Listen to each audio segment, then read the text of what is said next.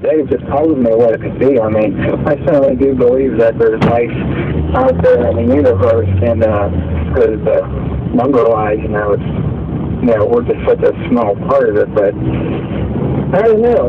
I mean, was this like some type of wormhole opening up, or I don't know.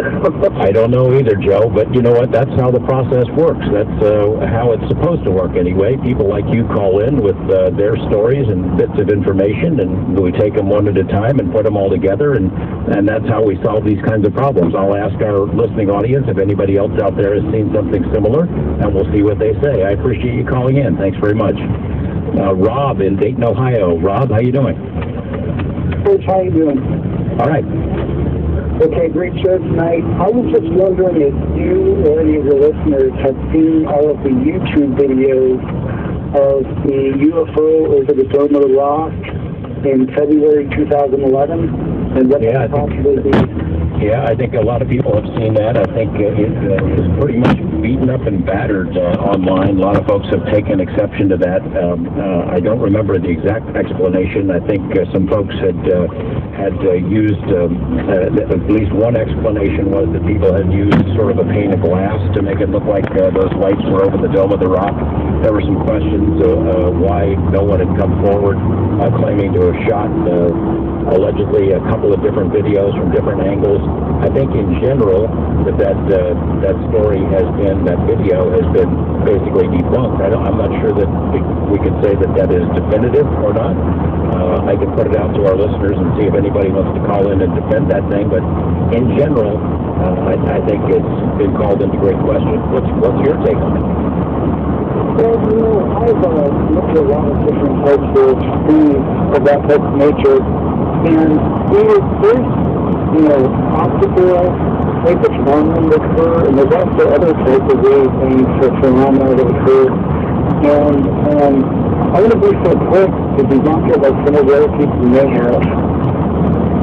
Well, I think you're right. I mean, we need to keep an open mind, and as I've mentioned a couple of times, I mean, skepticism is a good thing. Doesn't mean you have to go too far in that direction, and be ready to cross things off your list before all the evidence is in.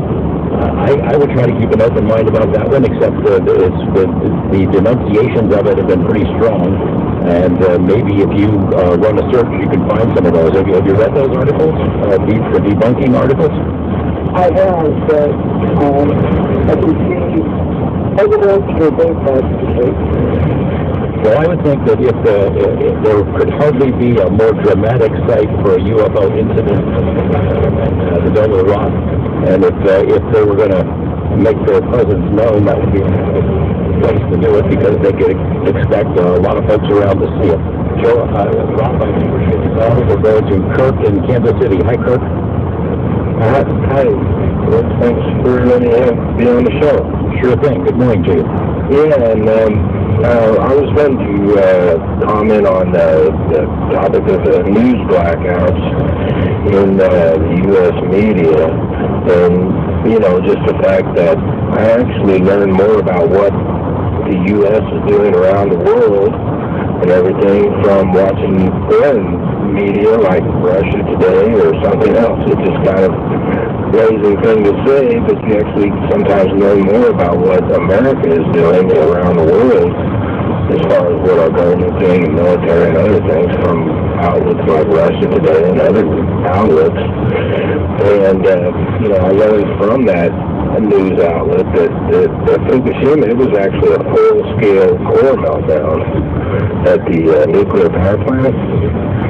Well, I would agree with you. We're not getting a lot of really good information from our media. I haven't even seen a report of any kind on Fukushima on a network newscast or even online or in newspapers for quite some time. I also agree with you that it's amazing how much we can learn about our own country from what's reported elsewhere.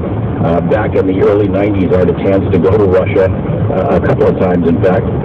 There was a sort of a window of opportunity about the UFO subject, and Russian military sort of opened their files, and basically the premise of our trip over there was figuring that we might learn more from the Russians about what our government knows about UFOs than we would ever learn from American officials, and that turned out to be the case.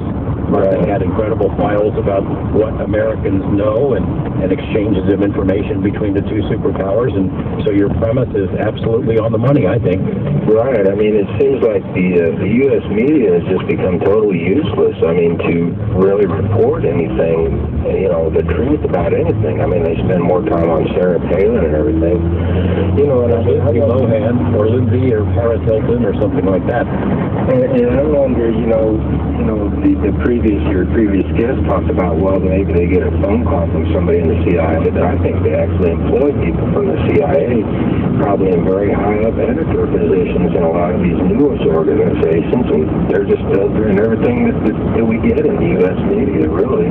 Well, maybe in the national organizations there are connections, as Terry Hansen was telling us. I don't think that's true at the local level, and I've had a lot of people ask about whether it's controlled or not, and I can tell you there's never been a call to our news station to tell us what we can or can't hear, not from a government person or something. Kirk, that music tells us that we're going to the break. I appreciate your call. We'll go back to the phones after this on Coast to Coast AM.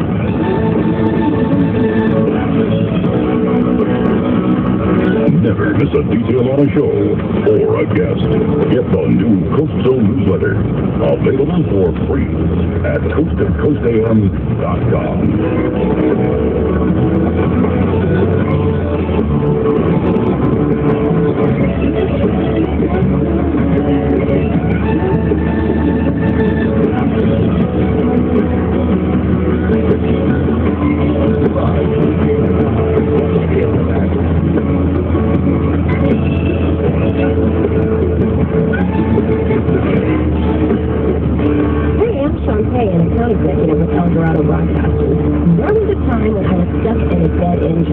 You know the one. App watching day in and day out, same thing, different day, bored to tears. Can't wait for 5 o'clock. Sound familiar? Well, maybe it's time you join me at El Dorado Broadcasters. Now I have enormous opportunities for growth in the field of radio advertising. I find myself helping local businesses grow through advertising on the radio stations that I know and love. And their success is my success. I'm never bored. Every day is a new challenge. No more staring at the clock and waiting for the end of the day. I'm always looking forward to the next day. How about you? Are you ready to make a change that will make a real difference in your life? Well, join me at El Dorado Broadcasters. Call Kathy Mansell at 935-2582. That's Kathy Mansell, 935-2582. El Dorado Broadcasters is an equal opportunity employer. Call 935-2582. If I told you there was an epidemic that was killing thousands of American kids, Hey, what's up? what would you do? Throwing me out later? If I told you there was a better than average chance your kid was exposed to this epidemic today, That's so sick. what would you do? What is this? And if I told you that epidemic was growing, knowing its sign, and there was no warning signs to look for, what would you do? Hey, what's up? If I'm going to do what you said, when you get this. I'm Eileen Milford Long. In 2009, my friend Eric was riding his bike on a country road, was hit and killed by a distracted driver. Other sons and daughters will die today, all because someone makes the choice to send or receive text messages while driving. If you know someone who does this, tell them it's wrong. Tell them how close they are to losing their own life or taking someone else's. My son is dead. Please, have some drive. For more information, log on to distraction.gov. Hi, I'm Jennifer. As parents, I'm sure we all remember our child's first tooth, or that priceless smile after a visit to the tooth fairy. Those are special times in our kids' lives. And as a mother, I want to see them smile last a lifetime. That's why I've teamed up with the American Association of Orthodontists. Together, we are shining a light on the importance of a healthy, beautiful smile. We all want to look and feel our best. And an attractive smile plays a huge role in self-esteem. And while it's never too late to feel it, getting your child an orthodontic checkup